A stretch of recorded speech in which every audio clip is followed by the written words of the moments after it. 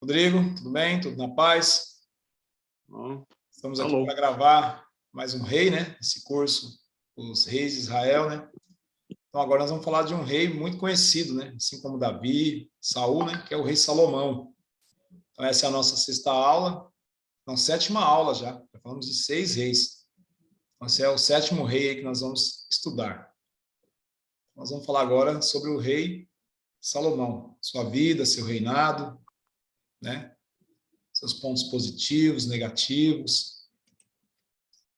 Salomão já é bem estudado, né, Rodrigo? As pessoas estudam bastante, né? Salomão, Davi, né? E aí o período 970 a 931 a.C., esse foi o período do reinado de Salomão.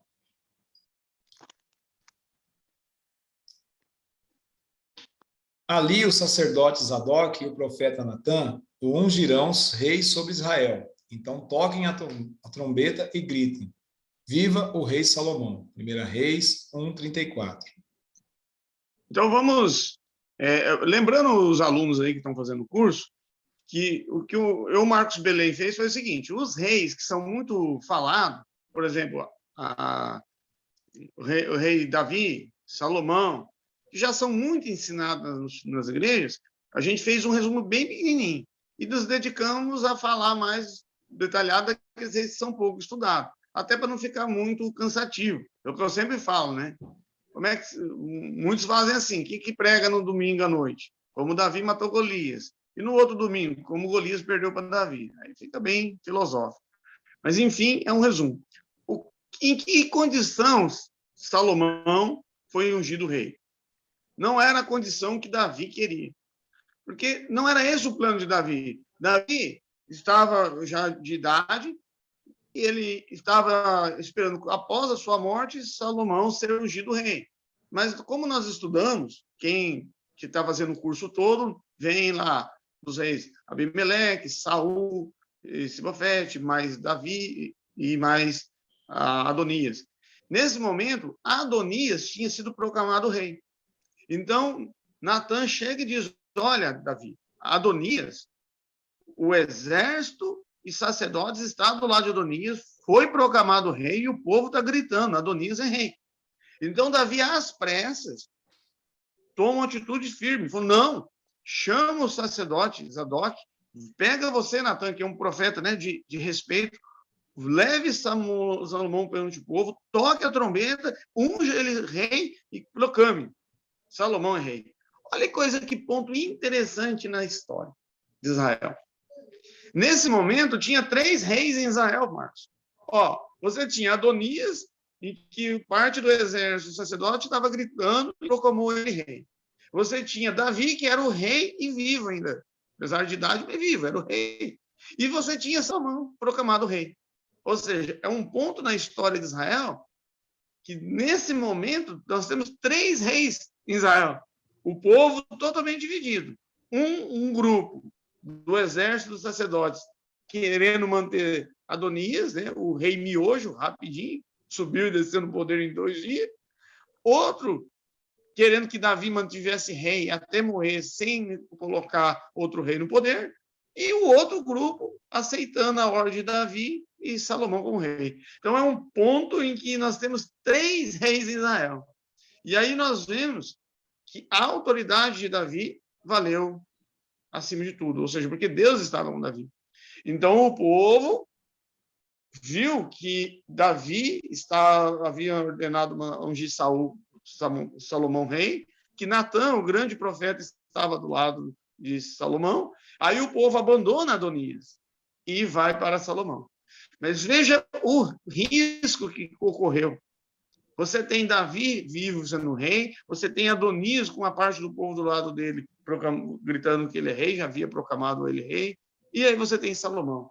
Você veja, estava à beira de uma guerra civil. Então, quando Salomão assumiu o reinado, foi dentro dessa confusão que ele assumiu. Ou seja, foi terrível. E isso nos mostra uma coisa importante. E isso incentivou Salomão a pedir sabedoria a Deus. Por quê? Porque ele assumiu um reinado extremamente complexo.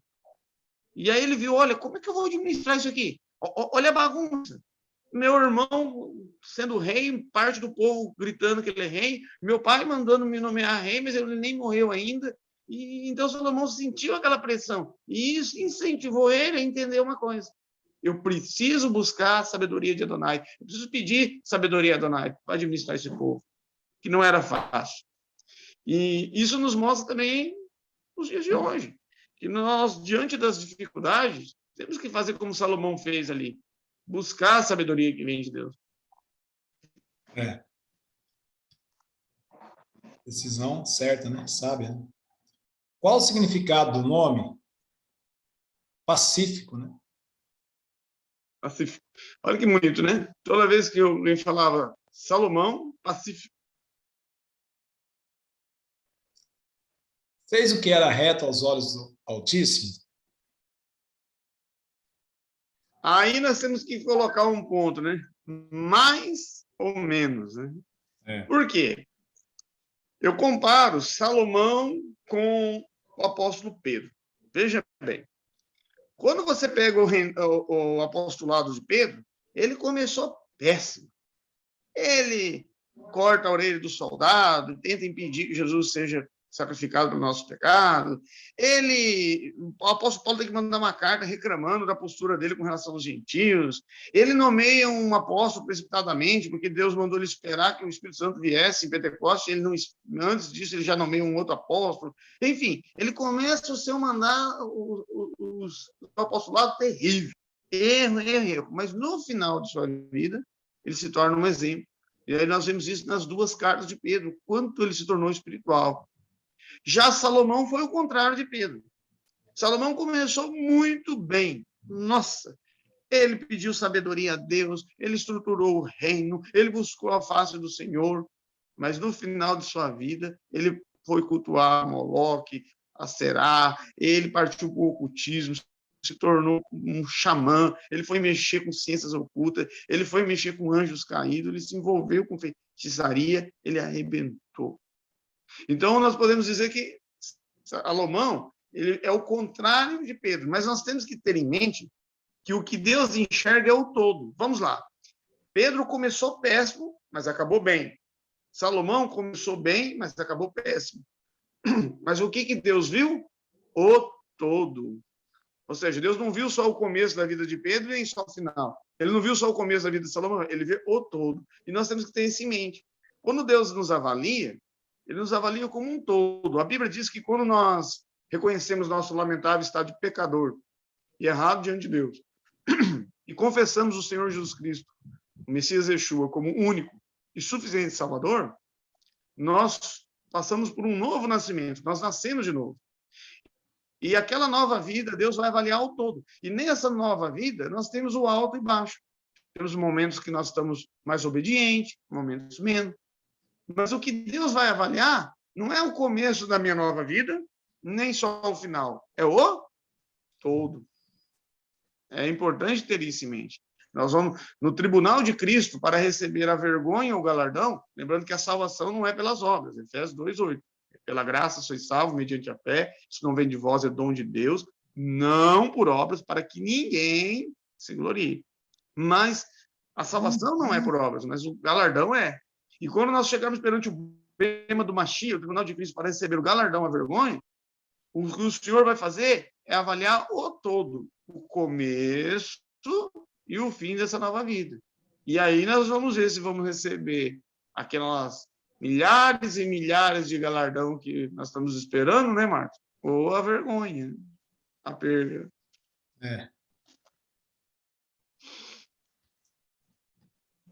Quais os pontos positivos e negativos no reinado de Salomão? Positivo. O pedido que Salomão fez agradou ao Senhor. Ou seja, claro que o ponto mais positivo da vida de Salomão foi o quê? Foi ele não ter pedido morte dos inimigos, foi ele não ter pedido um castelo de ouro, foi ele ter pedido sabedoria. Esse foi o auge de Salomão. Por quê? Porque ele pediu certo. Ele falou, Senhor, eu quero sabedoria para conduzir o seu povo. Então, a atitude mais correta, mais positiva da vida de Salomão foi essa. E olha bem que coisa interessante. O fato dele ter tomado essa atitude correta transformou ele num homem extremamente sábio, que soube conduzir corretamente o seu reino no início. Mas a ganância tomou conta do seu coração. E é isso que nós temos que ter cuidado. A Bíblia diz que aquele que está de pé, tome cuidado para que não caia, né? Então, por mais forte espiritualmente que a gente esteja, nós temos sempre que estar na dependência do Senhor, saber que sem Ele nada podemos e nada devemos fazer. Veja bem, sem Ele nada podemos e também nada devemos sequer querer fazer. E sempre que quando nós nos apoiamos em nós mesmos, no nosso próprio entendimento, e abandonamos a dependência do Senhor, aí, eu costumo dizer sempre minha esposa, né? A minha esposa fala, Rodrigo, a palestra que você vai dar vai sair bem, olha, eu geralmente, uma palestra de 1 hora, eu fico 4, 5 horas conferindo todos os slides, referindo, conferindo os versículos, analisando, vendo a melhor maneira de apresentar aquilo, mas eu sempre falo para ela, eu montei o melhor slide que eu pude, eu passo em média 4 horas para fazer uma palestra de 1 hora analisando, mas eu não confio em mim, minha confiança está em Deus. Sem Ele nada posso e sem Ele nada quero fazer. Rodrigo, e quando Salomão faz esse pedido, ele já, nesse pedido de Salomão, ele já deixou uma herança para nós, um legado, porque olha o livro de Provérbios e o livro de Eclesiastes, para a nossa vida prática hoje, né? Sabedoria de Salomão. Então, esse pedido que ele fez para Deus, automaticamente, não foi só para ele, foi para nós também. Porque olha o que ele deixou para nós, né? Você está aí fazendo Provérbios, né? Versículo por versículo, né? A gente está aí depois pensando em montar um estudo. A gente fez aqui. Nós, né? Porque metade ali é teu. Nós fizemos aqui na igreja, o primeiro mês de oração do ano foi o livro de Provérbios, né? Fizemos 31 dias de oração. Cada dia um capítulo, e o pastor selecionava um versículo, né? Para a gente meditar. Quanto ensinamento, né? Então, esse pedido de Salomão, a partir que ele pediu, já gerou uma herança e um legado para todos nós. Exatamente. Correto.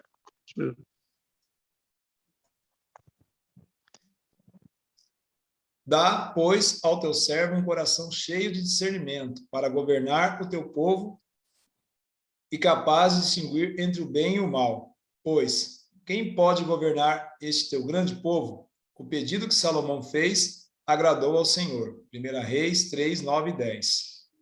Isso aqui é uma coisa muito séria. Mas a parte mais importante que está aqui é o final do versículo. O pedido de Salomão agradou o Senhor. A pergunta que tem que ser respondida é: será que nossos pedidos que nós temos feito em oração têm agradado a Deus? Será que o pedido que eu tenho em oração ele está em harmonia com a vontade de Deus, com a permissão de Deus, com o tempo de Deus, com a forma de Deus agir? Eu e o Marcos Belém passamos um curso sobre oração, né, Marcos? Acho muito importante recomendar, onde nós tratamos detalhadamente todos os pontos de oração. E literalmente ensinando o povo a orar. Às vezes eu falo assim, mas será que a gente precisa ensinar evangélico a orar? Sim, tem muitos que não sabem. Tem que ensinar assim, eu tefilar, falar com Deus. A Marcos deu o que de slide de aula naquele curso? Deu umas 3 aulas? Não, acho que foi 6 aulas. 3 aulas, então. É um curso que eu acredito que todos deveriam fazer também sobre oração.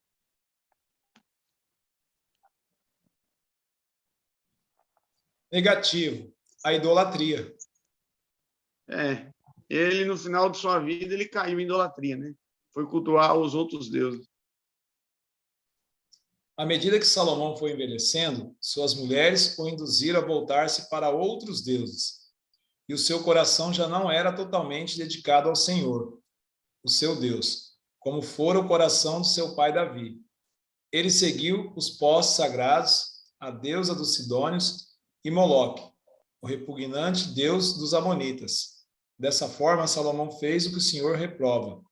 Não seguiu completamente o Senhor, como seu pai Davi.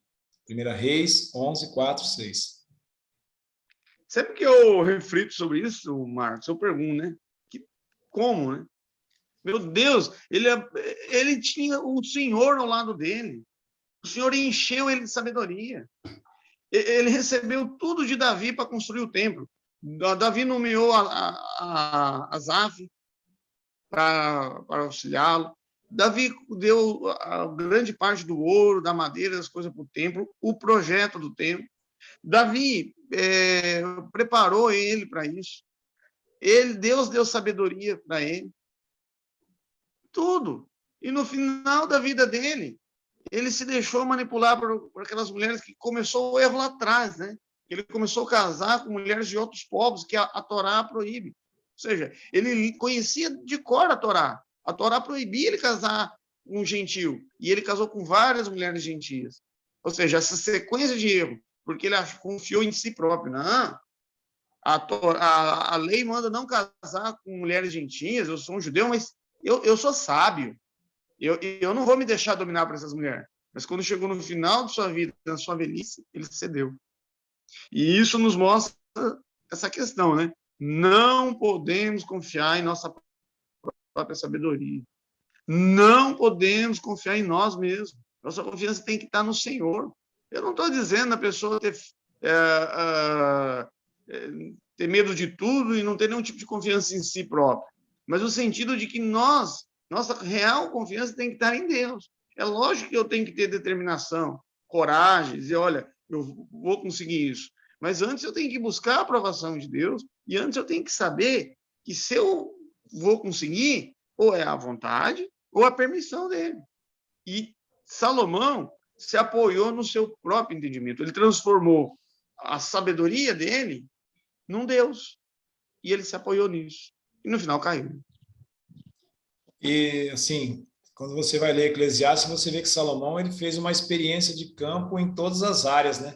Ele experimentou tudo, né?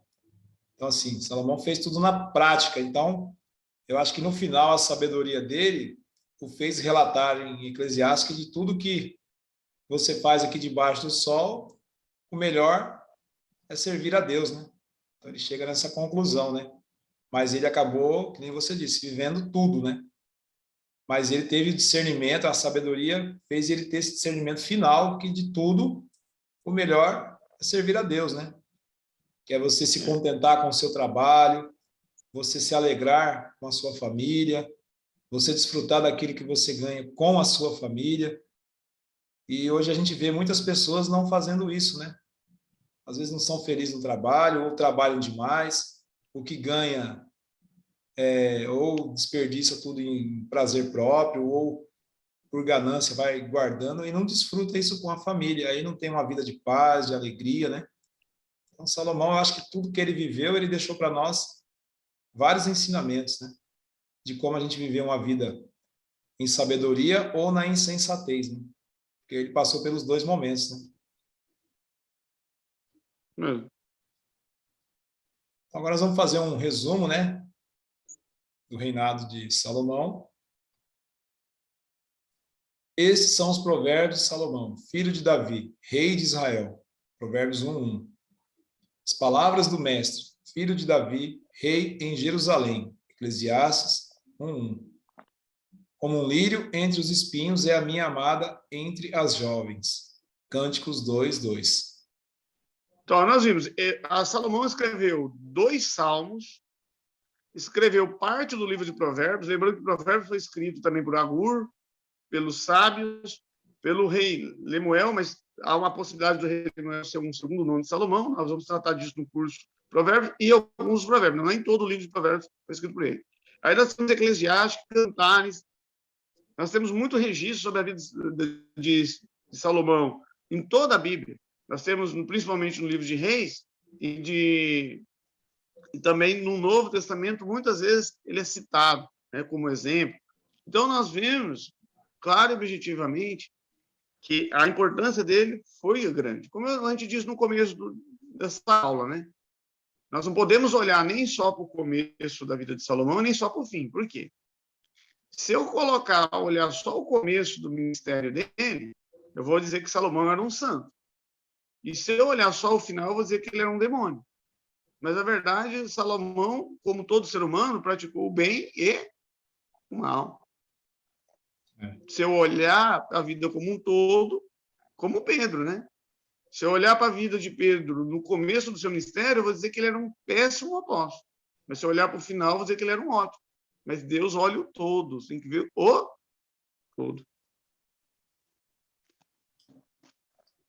Naquela ocasião, Jeroboão saiu de Jerusalém. E aí, Iaias, o profeta de Siló, que estava usando uma capa nova, encontrou-se com ele no caminho. Os dois estavam sozinhos no campo. Iaias segurou firmemente a capa que estava usando e a rasgou em 12 pedaços. Então disse a Jeroboão: apanhe 10 pedaços para você, pois assim diz o Senhor, o Deus de Israel: saiba que vou tirar o reino das mãos de Salomão e dar a você 10 tribos. 1 Reis 11, 29 e 31. Então, veja bem, Deus fala para o profeta Aias pegar uma capa, ele rasga essa capa, ele dá 10 pedaços ali para Jeroboão e diz, olha, Deus vai te dar 10 tribos e vai deixar uma lâmpada para a casa de Davi, Judá e Benjamim.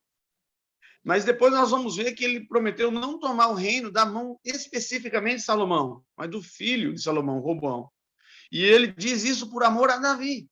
Nós vamos ver isso. Mas veja bem, como Davi se desviou do Senhor no final da sua vida, a disciplina divina se fez necessária. É importante entender isso. Deus não tem prazer em disciplinar o seu filho, mas quando é necessário, ele disciplina.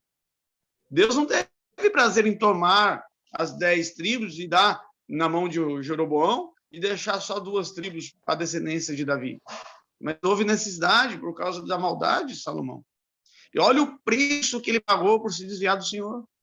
Ele ficou sabendo que após a sua morte, o seu filho ficaria só com 2 tribos. E por causa dele, o reino de Israel seria dividido. Mas olha a maldade dele, ele abandonou o Senhor. Agora, que pai tem prazer em disciplinar um filho? Quando a gente conversa com o pai, eles dizem, olha, quando eu tenho que dar uma disciplina no meu filho, eu fico com o coração partido, mas eu tenho que aplicar. Deus também. O Pai Celestial não tem nenhum prazer em punir nós.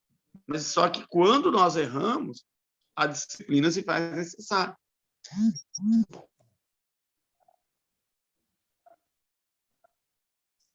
Temos a imagem, né? Mas não tirarei o reino todo das mãos de Salomão. Eu fiz governante todos os dias de sua vida, por amor ao meu servo Davi, a quem escolhi e que me obedeceu aos meus mandamentos e aos meus decretos. Tirarei o reino das mãos de seu filho e darei as 10 tribos a você. 1 Reis 11, 34 e 35. É muito forte, porque ele não diz assim, eu vou tirar o reino da mão do filho de Salomão e não tirarei da mão de Salomão por amor a Salomão. Não. Ele diz, olha, eu só não vou tomar o reino especificamente da mão de Salomão por amor a Davi. E isso nos lembra de uma coisa importante, os pais aí, né? Olha, como Davi andou nos caminhos do Senhor, Deus falou, por amor a Davi, por aquilo que o pai de Salomão fez, ou seja, por aquilo que Davi fez, eu não vou tomar o reino dele. Ele se beneficiou da herança espiritual do pai. E nós temos que ter isso em mente. Um pai que se dedica à obra de Deus, que deixa uma herança espiritual para trás, o Deus vai poupar o filho dele de muitas coisas por amor a ele. Ou seja, o fato de você estar se dedicando à obra de Deus, estar lutando pela obra de Deus, Deus vai poupar o teu filho. Olha, imagina Deus falando, meu filho, ó, por amor ao Marcos, eu não vou punir você. Por amor a Davi, eu não vou tomar o reino da sua mão. Olha que coisa profunda. Quer dizer, já que teu pai foi tão bom, já que teu pai deixou uma herança espiritual tão boa, em amor a ele, você não será punido assim. E aqui, né, Rodrigo, a gente observa um ponto importante, a convicção de Davi, que acho que é uma convicção que todos nós precisamos ter. Então, Davi tinha uma convicção de Deus, de quem era Deus. Exatamente. Isso mesmo. E às vezes, e Salomão, a gente observa que no final ele não teve toda essa convicção que Davi teve, né? E hoje a gente observa muitas pessoas agindo assim. A pessoa está na igreja, está firme, de repente surge um problema, ela se afasta de Deus, se afasta da igreja, ela se afasta de tudo. Então, quer dizer, ela não tinha uma convicção de quem era Deus, de quem é Deus, né? Exatamente. Então, não há uma convicção e uma compreensão, né, da palavra. Então, às vezes, as pessoas hoje ainda falta isso, né? E aí faz com que as Isso pessoas se mesmo. afastem, né, e seguem o próprio entendimento, né? Faltou ali aquela convicção de fé, né? É. A autoridade espiritual. Salomão tentou matar Jeroboão, mas ele fugiu para o Egito, para o rei Sisaque, e lá permaneceu até a morte de Salomão. Os demais acontecimentos do reinado de Salomão, tudo o que fez e a sabedoria que teve, estão todos escritos nos registros históricos de Salomão.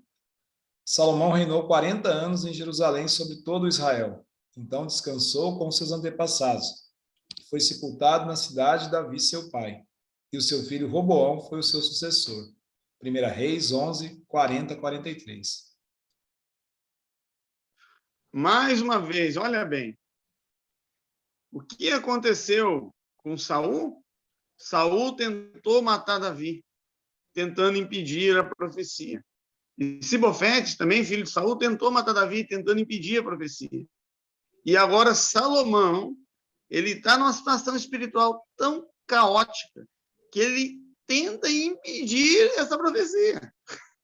Olha bem, se Deus havia determinado que Jeroboão ia reinar sobre 10 tribos, o que Salomão tinha que ter feito? Não há o que fazer.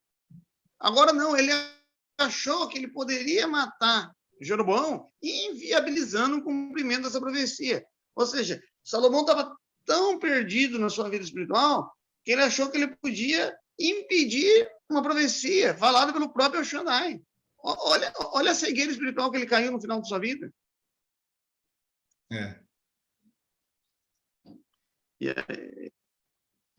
E aquele que está de pé, cuide para que não caia.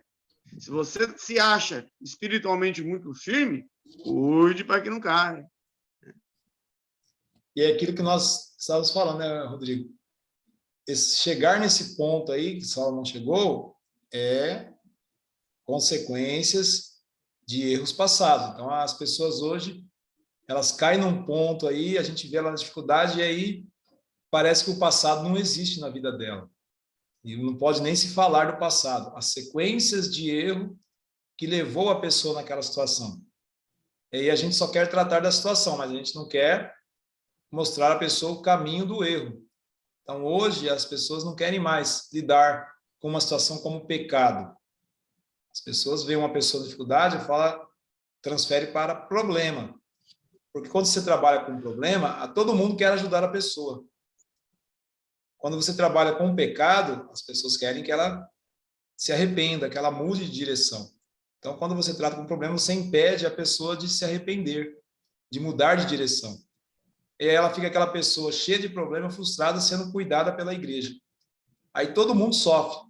Por quê? Aquela pessoa está sempre dando problema na igreja. Porque ela não vai buscar maturidade. Ela não foi confrontada, ela não entendeu que o que ela fez foi pecado e não problema. Exatamente. É isso aí. Amém? Amém. Deixamos mais um rei aí. Tá bom. Mais um rei.